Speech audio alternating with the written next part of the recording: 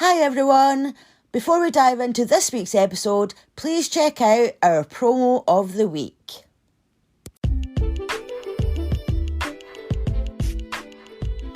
Hey there, this is Frankie Sparks. And this is Scott Eisenberg. We're married. And we have a podcast called Shoot the Flick. Every week, Scott and I introduce each other to a new movie the other one has never seen. We talk about it, give our thoughts on it, and also share some behind-the-scenes fun facts. We want you guys to come along and enjoy the movies with us. Check us out on Instagram and Twitter at Shoot the Flick, and check out our weekly episodes every single Wednesday on iTunes, Spotify, Google Podcasts, iHeartRadio, and pretty much anywhere else you can find a podcast. Come and listen to us now as Frankie and I Shoot the Flick! Hi, I'm Laura. And I'm Jo. And this is CrimeDivers.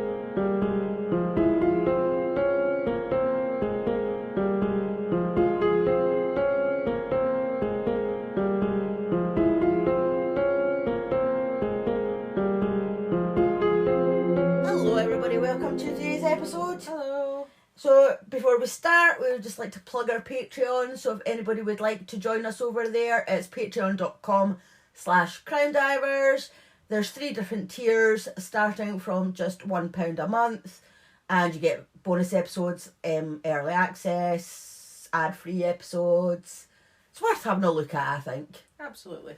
So yeah, and if you don't want to do that, you know, it's just a way of kind of supporting the show financially, and obviously you do get things in return. You get your bonus episodes and whatnot. Mm-hmm. But you know, if you would just like to make a one-off donation just to support the show, we do have buymeacoffee.com. Just search for us on there, and on the Good Pods app, you can leave us a tip if you feel the need. But if you don't, well, just listening to us is supporting us as well, isn't it? So absolutely, any support is greatly appreciated. It certainly is. So, Laura, Jo. which missing person would we like to highlight this week? So the missing person that I'd like to highlight, or we'd like to highlight, sorry, is a man called Huw Williams. Huw has been missing since the 6th of May this year, 2021, and was last seen in the Nottingham area. Huw is 6 foot tall, slim build with blue eyes and dark brown hair. When he was last seen, he had medium length hair and a full bushy beard. He is known to enjoy wild camping and could be anywhere in the UK. He also has a couple of tattoos on his bicep and forearm, one being a skull, and the other one is like a fish in a sort of circle thing. Could that be like Pisces or something? Is it? I'm not really sure. It's just I'll say it's just a fish and it's in like a sort of circle thing. I'm not really sure. No. Well, you know, it's still a good description, though. Yeah, so if anybody does have any information, could you please call Nottinghamshire Police or call 101 quoting instant 70 on the 6th of May 2021. Okay. Huw, if you're out there, we hope you're We hope you're fine. safe and well, and please get in contact just to tell your family you're okay. That would be wonderful. It would be. Okay, so shall we get on with today's case? Yeah, let's dive in. What is the title? Sorry. It is Death in a Cornfield. Okay, and where in the world? We are in Indiana, in America. Cool. So shall we now dive in? We shall now dive in, yes. So, Barbara Jo Keim was born on the 1st of May 1964 in Elkhart, Indiana. She was born to Robert Neff and Wanda Martin, and she had 1 brother and 4 sisters. She grew up in a happy, close-knit family, and when she was old enough, she pursued a career in nursing. She later met and married a guy called Alex Stone, who at the time was training to be a minister. They went on to have a daughter, Hannah Lynn Stone, who was born on the 22nd of March 1988. Unfortunately, over the next couple of years, Barbara and Alex drifted apart and they divorced in 1991. It was an amicable divorce and they agreed to share joint custody of Hannah. So 5 years later, Barbara married Robert Keim. He was a deputy for the Elkhart County Sheriff's Department. In the year 2000, they had a son called Timothy. Hannah adored her little brother, but she found stepdad Robert to be a bit too strict with her, and she felt that her mum loved Timothy more than her. So, of course, she was nearly a teenager when Timothy was born, so it's understandable that, you know, she might feel like... A bit put out. Yeah, because she was the only child for so long. Yeah. But, of course, like, Barbara would try to reassure Hannah that she loved both... Oh, spilt my juice. Yeah, she tried to reassure Hannah that she loved both of her children equally. So, unfortunately, this marriage didn't work out either. And Barbara and Robert got divorced. Barbara moved to a 2-bedroomed apartment with the kids in a place called Middlebury, which is about 15 miles away from Elkhart. Her and Robert had joint custody of Timothy. And I did actually read in one place that they had joint custody, but Timothy was more living with his dad. Oh, right, okay. But I'm not quite sure. But then I'm thinking because she got a 2-bedroom apartment, then maybe that is right. Maybe that he was living with his dad. I mean, they did have joint custody. Yeah, so they would have had equal So it time. would have been, yeah. But I think maybe he could have been living there more. I'm not too sure. So Barbara worked as a nurse on the maternity floor at Elkhart General Hospital, and she was also an active member of the Brenneman Memorial Missionary Church. Hannah's dad, Alex, was a Methodist minister at another church, and at school she was known as the preacher's daughter. So when she started high school in her new hometown of Middlebury, she wanted a change. She became friendly with a group of friends who were like emo and goth, and she found it like she felt like family, and she blended in really well with them. So Barbara, being a single mum now, was working tons of hours whilst trying to look after a 5-year-old and a teenager. She was trying her hardest, but of course it wasn't easy because, like, you know, a 5-year-old is a cheeky little shit. And a teenager is also a cheeky little shit who has attitude. Yes. Although 5-year-olds can have attitude Well, too. yeah, that's true. So she loved her kids unconditionally, and although her and Hannah had their good moments, but they often butted heads as well. So on the 5th of August, which is, you know, whose birthday? Nobody really important. That'll be mine, and I am important.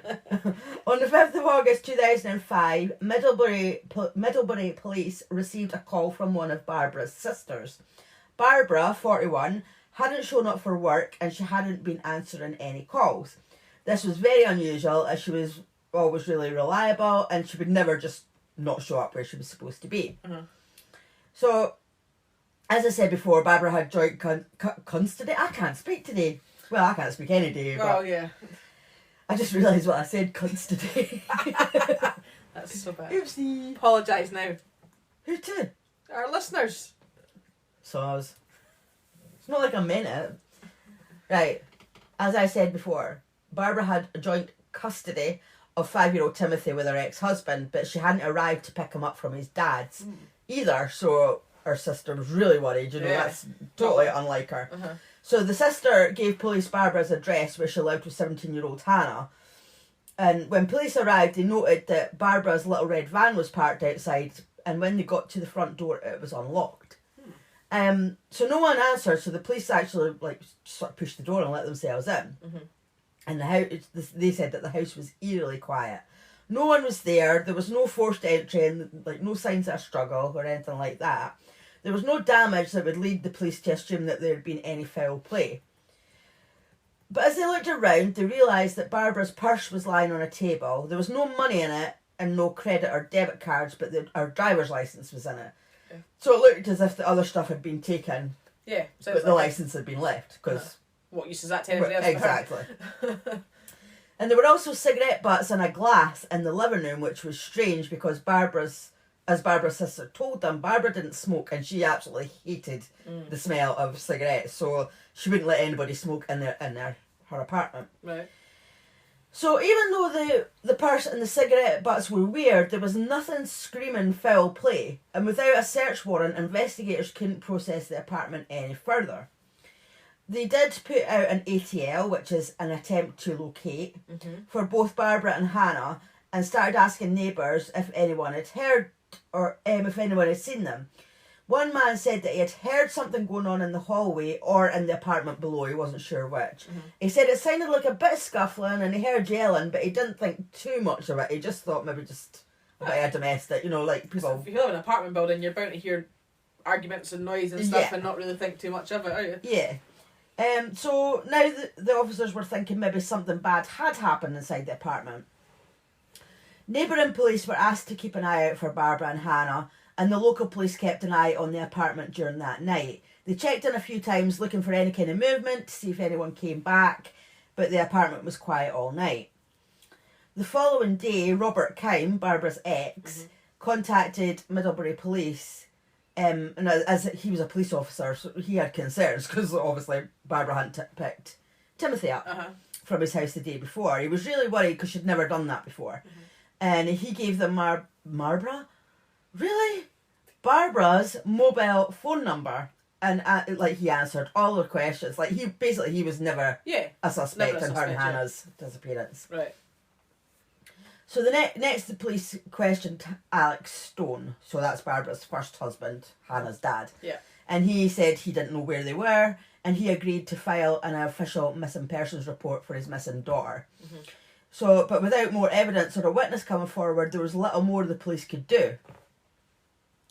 So, less than 24 hours after Barbara's sister's initial 911 call, the police received another call from one of Barbara's neighbours who said they had saw a couple of people taking out trash to the dumpster and that they were also loading boxes into Barbara's red van. Alright. They described one of the people as female, dark and heavy, and there was a man with her and described him as a thin dude. Thin dude. Thin dude. Okay. I like the way Americans say dude though. We just don't say dude the same way as Americans do. No, totally It just not. doesn't hit the same, does it? It definitely does not. So other neighbours had also witnessed this, and they also saw the male and female taking a vehicle another vehicle. So one of them drove Barbara's van away and the other one took another vehicle. Okay. So police rushed to the apartment and they were let in by a family member, don't know who that was, and found the apartment had been cleaned. Alright. So the cigarette butts were gone and Barbara's purse and car keys were also gone. Okay. Which her van has been drove away, so I'm assuming that's where her car keys Well, are. yeah, I think that's probably where her car keys went, yeah. It was at this point that officers knew they had a crime. Before, there was no evidence of it, so they didn't know what they were dealing with. But now that somebody had obviously came back to the apartment to clean it, it was obvious to get rid of evidence. Yeah, for a reason, yeah. So they were sure that they had a kidnapping on their hands, so they updated their be on the lookout alert to include Barbara's van as well as Hannah's vehicle. So Hannah's vehicle must have been the other car that was taken. So it was Barbara's and Hannah's vehicles were taken away. That male and female had driven away. Okay. So the new witness statements allowed authorities to take Barbara's mobile phone and look into her financial records. They were able to contact the phone company and they were able to give them a detailed record of times and places that the phone had been used within that period of time. But there was nothing there. There hadn't been any activity in that period of time. Mm-hmm. Her mobile phone use had been steady, just normal, before she'd gone missing, and then it stopped abruptly on the 4th of August. Officers got in contact with Barbara's bank to see if there'd been any transactions on her account in the past 24 hours. They did find some cash machine withdrawals. According to the records, someone withdrew money from a teacher's credit union in Middlesbrough. I'm assuming that's like a sort of bank. Because they withdrew money from the cash machine, so I'm assuming it's a bank. Or it could be a cash machine anywhere. It's a teacher's credit union. That's like a financial place. Oh, okay. So. Alright, okay. So the transaction, it doesn't matter, does it? Money was taken from her bank. Yeah. The transaction was made shortly after 10 p.m. on the 4th of August. So that was the day before Barbara and Hannah went missing. Then more money was taken out of other cash machines, and I've written there, cash mines. Cash mines. Yeah. Obviously I can't spell. No. So, other money was taken out of other cash machines. There were security cameras, but it would take time to get the footage. Right. But surely that's what they should be doing. It was on a weekend. Things don't really happen on a weekend. God's sake.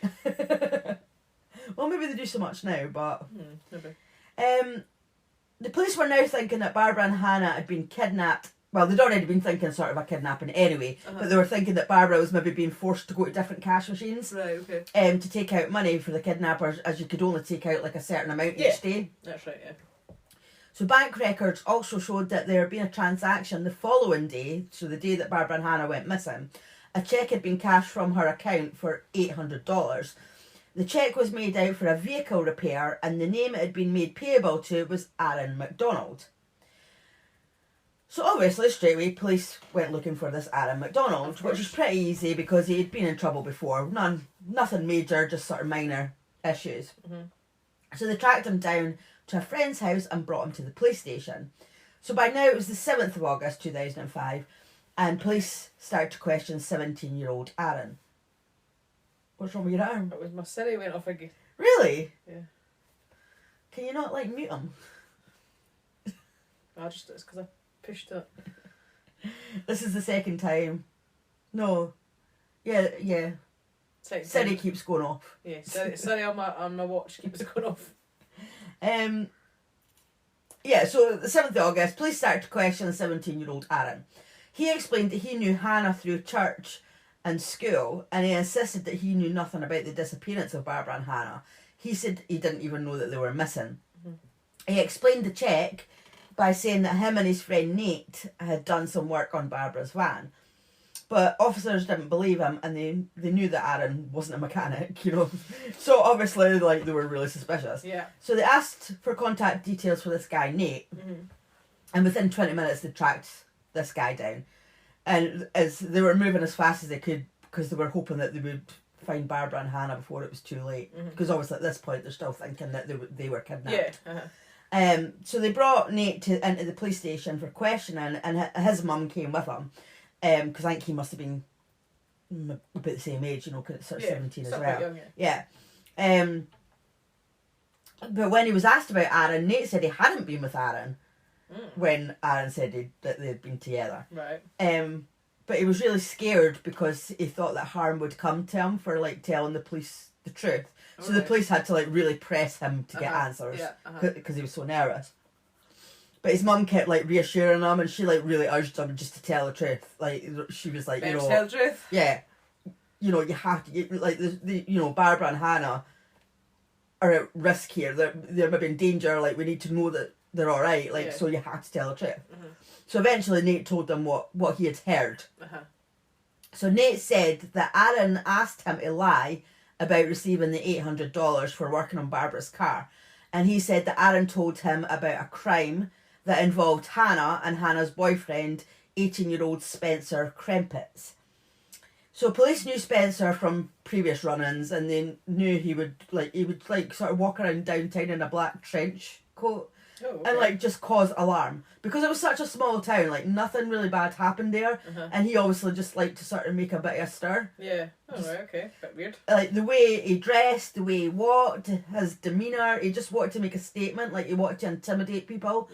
And one guy said that Spencer, he just had an evil look in his eye. It wasn't it doesn't sound very nice. No. So Hannah had met Spencer a few months earlier at a place called the Post. The Post was for a place for teenagers to hang out. There would be local bands playing there, and I think there was a cafe and stuff, so you'd get something to eat and a soft drink or a coffee or whatever. Right. So Hannah's friend Jessica said that when she first met Spencer, he offered her a cigarette, and she said, "No thanks, I don't smoke." And he replied, "Why? We're all going to die anyways." And I just mentioned that because I thought it was a bit of a strange thing for an 18-year-old to say. Yeah, I know. Oh, we're going to die anyway. And it's but you're only 18. Yeah, you're only 18. And why try and speed up that process by smoking? Surely you want to live as long a life as possible. Yeah, I just thought it was a bit of a weird thing to say. Anyway, so once Hannah started seeing Spencer, she withdrew from her group of friends, and her mum was concerned that Hannah was dating. She was concerned that Hannah was dating him, and she felt like he was kind of steering her down a path that Barbara didn't agree with. She just had a bad feeling about Spencer. She didn't like him. She didn't like his attitude towards her or Hannah, and she just didn't want Hannah to be with Spencer. So she actually forbade them from seeing each other, but teenagers, they ignored her. Of course. And they were just as strong as ever. So Nate said this is why Barbara had disappeared. and told them what Aaron allegedly told him. He said that Aaron, Spencer and Hannah had taken Barbara against her will out into a cornfield and shot her. Oh, God. So, while police were interviewing Nate, police in the nearby town of Goshen were helping out with the search for Barbara and Hannah, because obviously they didn't know yet what they'd been told. Yeah. So, Barbara and Hannah were still maybe kidnapped or whatever, Yeah, you know, they're still still missing don't people. know. Yeah. So they were still looking for the two of them together, Uh-huh. thinking they were both victims. So that night, Barbara and Hannah's vehicles were spotted in a car park of a motel. One of them had a broken window and one of them had vomit down the side. So lovely. Lovely. So the officer who had discovered them called for backup, put officers in the entrance and exits of the motel, and then he went inside to the front desk and asked if Spencer had checked in, and he had. Mm-hmm. You know, didn't think to use a different I was name. going to say, wasn't that smart? But they didn't. The receptionist didn't know if anybody was in the room with him. Mm-hmm. So of course, these officers were hoping that Barbara and Hannah were in there and still alive, because I think they must have been thinking that Spencer's kidnapped both of them. Yeah. And so they let themselves into this motel room and found two people inside. They were in bed, and the police quickly identified them as Spencer and Hannah. Okay, so Hannah's still alive. So neither of them said a word. They didn't ask why the police were there. They didn't ask why they were being handcuffed. Nothing. Really? Yeah. Maybe They were obviously like, alright, okay, we're busted. Yeah. So they were taken to the Goshen police station for questioning. So meanwhile, in Middlesbrough, police set out to find Aaron MacDonald to interview him again. But before they could find him, his conscience actually got the better of him, and he'd called his aunt at 5 a.m. and asked her to come to his house. Alright. So she went over, and he was already crying, and like she hugged him and asked him what was wrong, and he said Spencer killed somebody. He killed a lady. Mm-hmm. So he then went on to say that he had been with him. Right. So about 15 minutes after that, that's when the police actually arrived at the door. So he was sort of he just confessed to his auntie, and then the police arrived. So he was taken to the Goshen police station where Spencer and Hannah were being held. And when Aaron realised that they were already in custody, he was like, right, okay, I'll I'm just going to tell you now. Yeah. So it's believed that Aaron was a bit of a follower. He was a loner. He's someone who wanted to be part of something and then, just included. Yeah, I get that. So he had a good childhood and a good family. But as he got older, he started struggling and falling behind at school. He would get home and cry because other kids called him stupid. He just wanted to be accepted and have friends. So when he was finally accepted by Spencer, he would probably do anything to keep that friendship and to feel like he was included. Yeah. Unfortunately, Aaron told the investigators that Hannah told him that she was having problems with her mum, and she was ready to end those problems, and that was to have her mum killed. Really? So, could you try again? For God's sake, Siri, stop it. right, you're gonna have to stop wearing your watch when we're recording. I don't know what's going on with Siri. Yeah, so, it all came from Hannah. It was her idea. Yeah, I understand teenagers can not get on with their mums. I get that. But just go and give yourself some space or move out, or I don't know. You don't have to kill them though. Well, yeah. I mean, come on. That's just not an option. That should never be an option. Should never be an option. Yeah, I mean, she had a dad. Maybe she could have went and stayed with him, and Yeah. I don't know. I mean, I don't know. Just, I don't know why you would come to that conclusion there's that your always mum had to be killed. There's always another solution. So on the night of the 4th of August, Spencer and Hannah went over to Aaron's house and they were smoking weed, and they asked Aaron to get a gun from someone that he knew, which he did. They kept asking him to go with them, but he didn't want to until they offered him money. They said that they would give him $400, so he agreed. So they drove to Barbara's apartment and Hannah knocked on the door. The boys kept out of sight when Barbara answered. Did I actually say that she'd kicked her out? No. I don't recall that. Because I was just about to say, why is she knocking on her own apartment that she lives in? Okay. Barbara had kicked her out. Okay. That's weird. I obviously forgot to write that down. So this is why she went and knocked on the door, because she wasn't living there anymore. Right, okay. So, and when Barbara answered, Hannah said that she needed to get clothes. So that was her, that's why she was saying she was there. Uh-huh. So Barbara let her in, and Spencer and Aaron just sort of Barged their way in and pounced on her. Mm-hmm. So when they jumped on Barbara, she had made some screaming noises. So Spencer put duct tape over her mouth and tied her up. Hannah was holding her mum down so that he could do that. I mean, that's awful. It is. Like, I just picture our mum, Mm-hmm. and think, how could you hold her down while somebody was tying her up and No. putting duct tape? Like, No. no, that's Unthinkable. I couldn't. exactly. No way. I just couldn't. No, not even when I was 17 and didn't like her very much. Well, I was just going to say, like, even when I was a teenager and we didn't necessarily get on great, I certainly never thought of killing her or harming her in any way. I just didn't like her, didn't speak to her, just went out when I could. When I was 17, I had a boyfriend that she didn't like. She didn't forbid me from seeing him, Mm-hmm. but, you know, even if she did, I probably would have just went ahead and done it anyway. Yeah.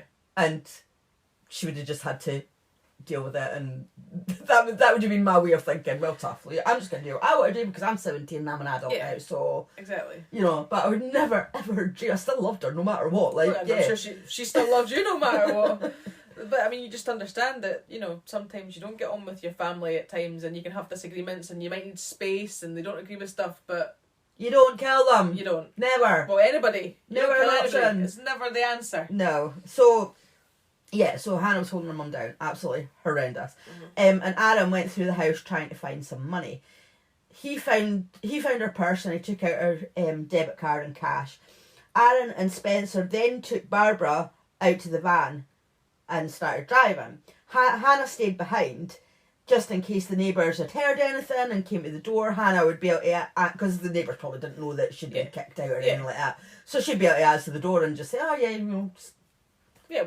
everyone's fine. Yeah, exactly. Nothing to worry about, we're fine. No you know. big deal. Yeah, and obviously the neighbours would have been like, oh right, okay, just checking. Yeah. So according to Aaron, the boys followed Hannah's plan to get cash from Barbara. They went to various cash machines and took money out, so Hannah must have known her mum's PIN number. My mother would have never given me her PIN number. Mm-mm.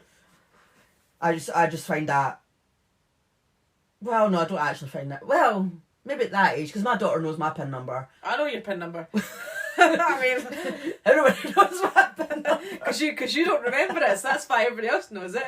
I know, but I wouldn't have given my daughter it when she was younger. No. I would, because I would never dream that she would steal from me. But you know, just in case. Just in case, you still have that. I mean, like now, because there is times I'm like, here, just take my card, and you know, she uses it. But at 17, I don't think I would have let her have my PIN number. So Aaron said that Spencer then began driving around and he was obviously looking for somewhere to take Barbara to kill her. So he eventually parked near a field and pulled Barbara out the van. She was begging and pleading with Spencer, asking him where she was. Spencer wouldn't answer her and just began walking her into the field, into the cornfield. So Aaron said at this point he got cold feet and he couldn't go any further, so he went back to the van and waited. So a little while later, Aaron heard a gunshot and then Spencer came back.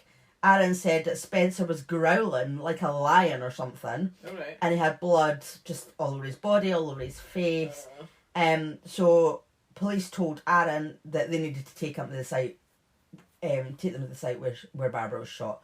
So he took them to the cornfield and they found Barbara's body. So Spencer was interrogated.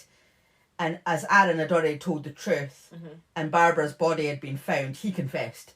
And he told the police everything, including the parts that Aaron didn't see, because obviously Aaron had went back to the van. So after Aaron had went back to the van, Spencer had taken Barbara a bit further and he made her kneel down and he stood behind her.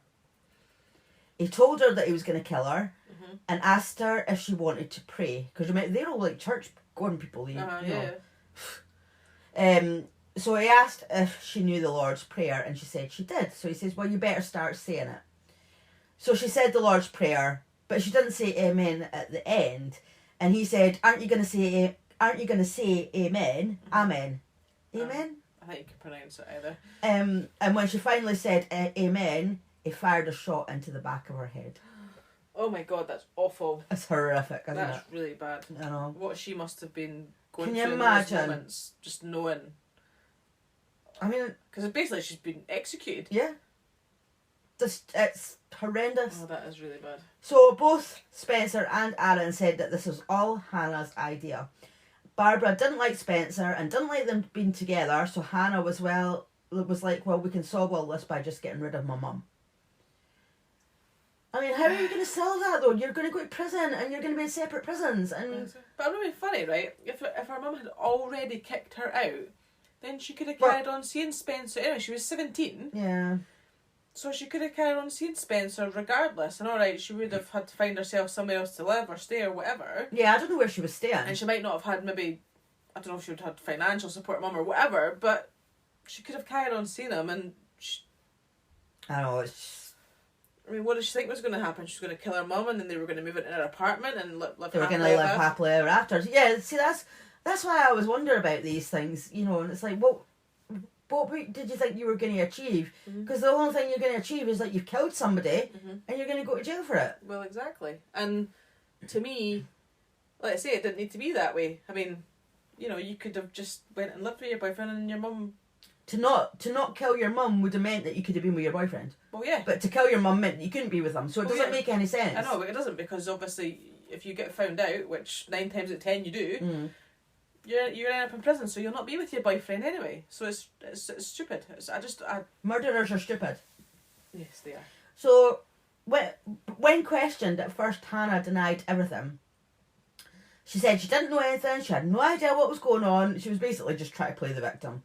But eventually she admitted that she was there at the apartment, but she claimed it was Spencer's idea to rob her mum, but she never thought he would kill her. It's lovely how they turn on each other, isn't it? Always. They're so much in love that they want to be together, but yet Yeah. they turn on each other. Exactly. So the prosecutors decided to charge Hannah, Spencer and Aaron equally. So based on the evidence, there were 3 charges: criminal confinement, conspiracy to commit murder and murder. Well, So they it shows you, see, you don't have to be the one to pull the trigger to get done for it. Exactly. So they all initially pled not guilty. At the arraignment, Spencer seemed to enjoy the attention. Like, I actually saw footage where he was transported from the jail to the courthouse, and when he came out the car, like, he stuck his tongue out and his eyes were just like glazed over and he just looked like he was possessed by the devil. Ugh. So in early 2006, Aaron McDonald pled guilty and he got 65 years No way. for his part. Wow. Yeah.